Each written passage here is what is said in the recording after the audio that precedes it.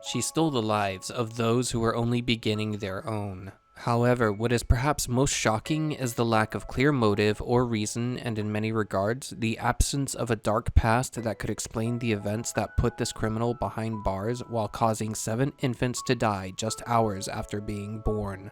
This is one of those cases that has people looking for answers that make more sense than those that are discovered and accepted in court. Welcome back to Dark Narratives. On this channel, we cover a lot of true crime and dark stories. If that piques your interest, please consider subscribing. I've been absent lately due to tonsillitis. If you believe it's important to defend society's most fragile victims, newborn babies, then please smash the thumbs up button. Without further delay, let us get started with the story of Lucy Letby, the murderous midwife of Chester.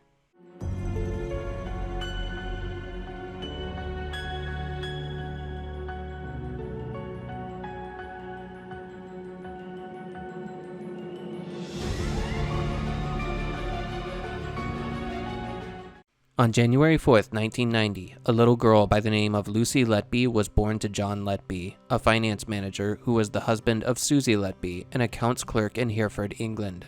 Not much is known about her childhood except that she was a very quiet little girl as a child and that growing up she valued her studies. The most information on her as a child is that her peers and classmates thought of her as the geeky girl growing up.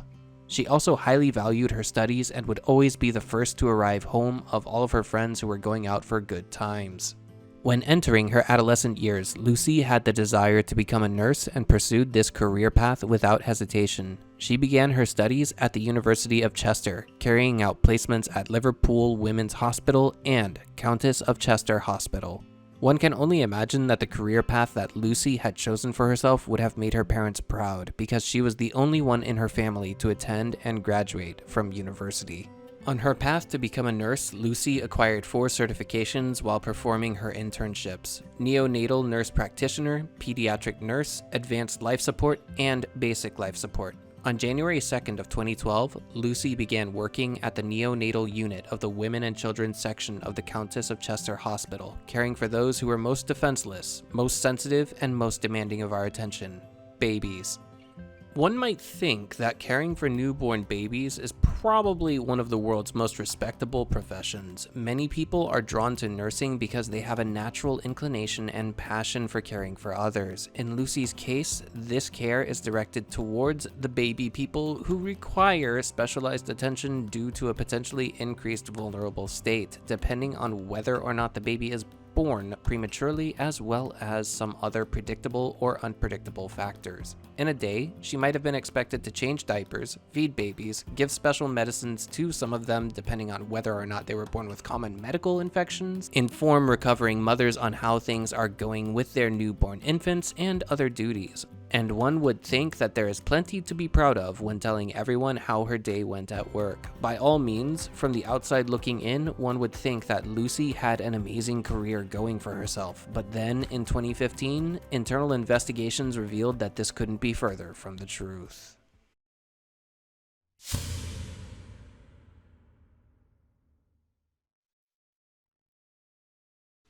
There are a lot of details that need to be broken down and reviewed from top to bottom. In 2015, the mortality rate of the neonatal unit of Countess of Chester Hospital began to rise beyond what is considered normal. In more simple terms, more babies were dying there than that which was considered the national norm.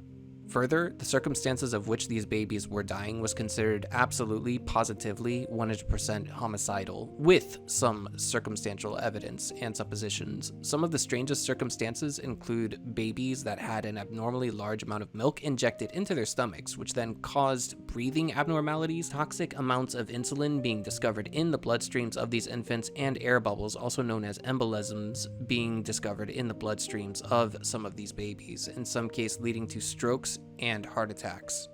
In total, Lucy Letby was working at the neonatal unit while 25 different incidents of infant collapse and infant vital signs were taking place between the dates of August 6th of 2015 to June 25th of 2016. After Lucy was removed from the neonatal unit and given a more administrative position at the hospital, infant mortality began to decrease significantly. External reports showed, quote, no definitive explanation for the number of high infant deaths. However, in May 2017, with no presently clear motive for such a long delay, police were informed of the situation at hand. On July 3rd of 2018, Lucy Letby was arrested, and as of Friday the 18th of August 2023, she was found guilty of murdering 7 newborn babies and attempting to murder another 6.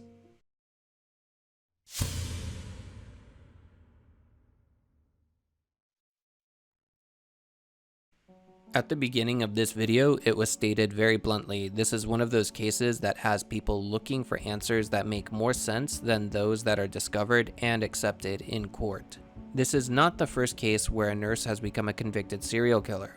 This is not the first case where a nurse has become a serial killer in a hospital. This is not even the first case where a nurse became a serial killer of newborn babies in a hospital in the UK. But the problem is, when people see these kinds of cases taking place, they are looking for answers. What could cause someone like the suspect in question to perform the actions that they perform to their victims? In the case of Charles Cullen, who had a Netflix series made about him, he stated that the reason why he was poisoning or overdosing his victims was to save them from being taken into a code blue in the hospital. He stated that he could not stand the sight of seeing his patients suffer.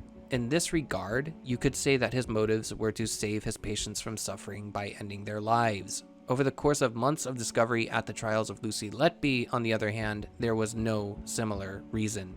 Her victims were beginning their lives and had nothing to look forward to but getting started with preschool, kindergarten, and then eventually their adolescent and adult years. During the course of the trial, the victims, who were often referred to as Child A, Child B, Child C, and so on, had their cases presented to Lucy every time she took the stand, and there were times she responded in very matter-of-fact tones, while there were also other moments in the trial where she took very defensive and very objectionary tones. During the course of the trial, prosecution discovered that empty syringes, insulin poisoning, smothering, and overfeeding of the infants with milk were some of the most commonly encountered methods to take the lives of these extremely vulnerable victims. Further, upon investigating and trying to find evidence that could tie Lucy to the infanticides at the hospital, police detectives discovered not only dozens of documents that Lucy had printed or photographed, varying from Datix devices to letters written to the families of the deceased babies, but also a letter she had written herself stating that she had done all of this. Lucy had written on the note things like, "I don't deserve to live. I did this. Why me? I killed them on purpose because I'm not good enough for them. I am a horrible and evil person." And at the end of the note she wrote, "I am evil. I did this." Lucy herself seemed to have also struggled with the thought process that she could perhaps become a happy wife and mother of her own children, perhaps in a different universe. Personally, this leads me to think that Lucy had taken one of two paths while she was performing these despicable acts, if not both of these lines of thinking at the same time. It is possible that she was a femcel, better known as a female incel, who believed that she was incapable of attracting men into her life.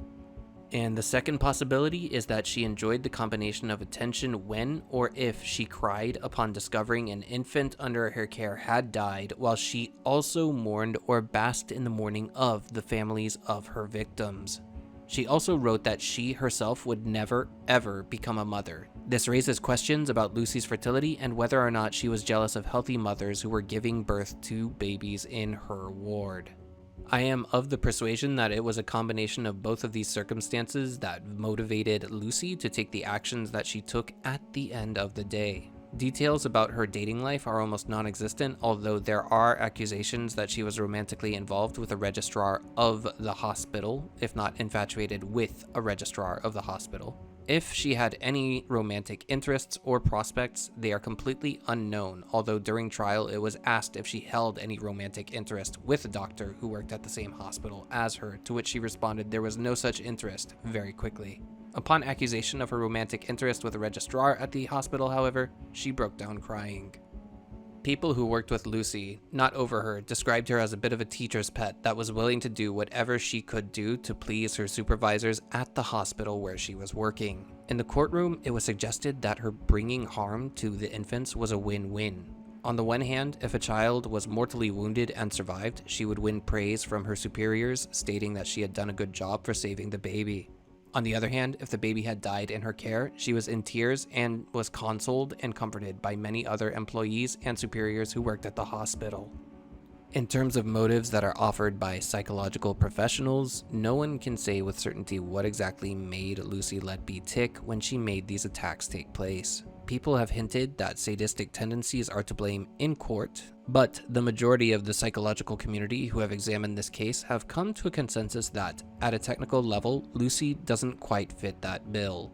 Others believe that clinical psychopathy is a term that fits Lucy, but there is some consensus and non-consensus on this matter. In a traditional sense, a psychopath in the workplace will do something to harm you, knowing full well that they will gain something from it in return.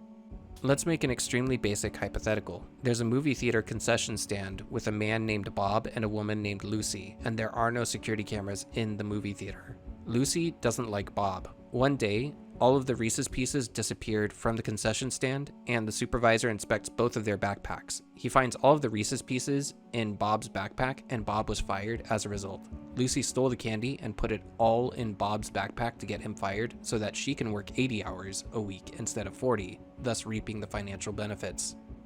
Another theory presented is known as Code Blue Junkie. A nurse or medical professional essentially gets a rise by intentionally triggering an adverse medical event on their patient.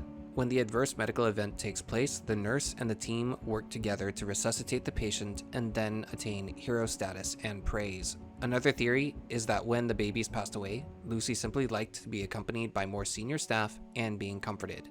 It is altogether shocking, if not unforgivable, that Lucy would trade a simple and mundane daily routine for the lives of newborns just so she could have something different happen with her daily routine.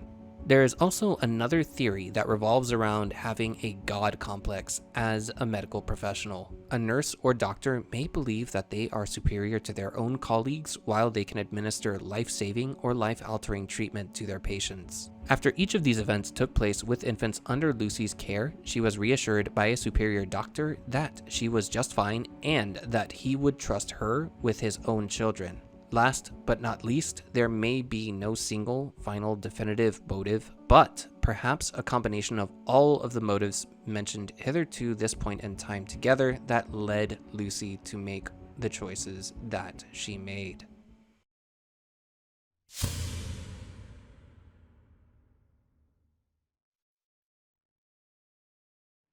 The defendant, Lucy Letby, has refused to attend court for this sentence hearing. Accordingly, I have to sentence her in her absence. I shall deliver the sentencing remarks as if she was present to hear them, and I direct that she is provided with a transcript of my remarks and copies of the victim personal statements read to the court. Lucy Letby, over a period of almost 13 months between June 2015 and June 2016, when in your mid-20s and employed as a neonatal nurse in the Countess of Chester Hospital in Chester with specialist training in intensive care, you murdered 7 babies and attempted to murder 6 others. In the case of one of them, trying on separate occasions 2 weeks apart to murder her. You are now to be sentenced for your crimes. I order payment of the statutory surcharge in the appropriate amount. Lucy Letby, on each of the 7 offences of murder and the 7 offences of attempted murder, I sentence you to imprisonment for life. Because the seriousness of your offences is exceptionally high, I direct that the early release provisions do not apply. The order of the court, therefore, is a whole life order on each and every offence, and you will spend the rest of your life in prison. There is going to be a third-party inquiry and investigation into all of the events that have taken place. Lucy herself was exposed to about 4,000 infants during her tenure as a neonatal nurse, so there is a possibility that others were affected. But we also have to ask ourselves, why did this have to happen as many times as it did before it stopped? Why wasn't Lucy simply removed after the first or second infant mortality and then the situation thoroughly investigated? The staff of the hospital where she was working are undergoing an investigation to understand what the situation was in full. Under the heaviest of scrutiny at present are a few people who are above Lucy Letby. Alison Kelly, an NHS manager who was made aware of Lucy Letby's situation surrounding so many infant mortalities in the neonatal ward of the hospital where she worked, has been suspended from her role in the NHS system. Local politicians have called for a complete investigation into her situation to determine whether or not she was criminally responsible for the events that took place. There are calls to investigate Tony Chambers, who was CEO of Countess of Chester Hospital while Lucy Letby was working there. He has gone on to hold other lucrative positions in the NHS system. Ian Harvey, who was the hospital's medical director at the time Lucy was conducting these attacks on infants, retired 1 month after the arrest of Lucy in November of 2018.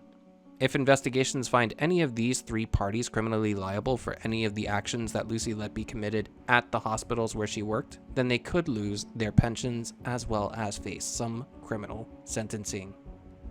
With that, we conclude the case of Lucy Letby. As stated at the beginning of today's video, I wanted to find a logical reason why someone like Lucy would have committed the crimes that she committed, but at the end of the day, no one could find a logical reason, not even a logical insanity plea. A completely normal girl who grew up in a completely normal household to take on one of the world's most honorable and respectable professions became one of the most hated female criminals of 2023. For reasons that are still not fully understood. If you all thought that today's video was interesting, and if you want to see all parties involved at the hospital thoroughly investigated and make sure that nothing like this ever happens at any hospital anywhere else on the planet, please hit the like button. If you think you'll be back to this channel later, make sure you subscribe. As always, remember that every day is a new opportunity to see the light, and until next time, I bid you all farewell.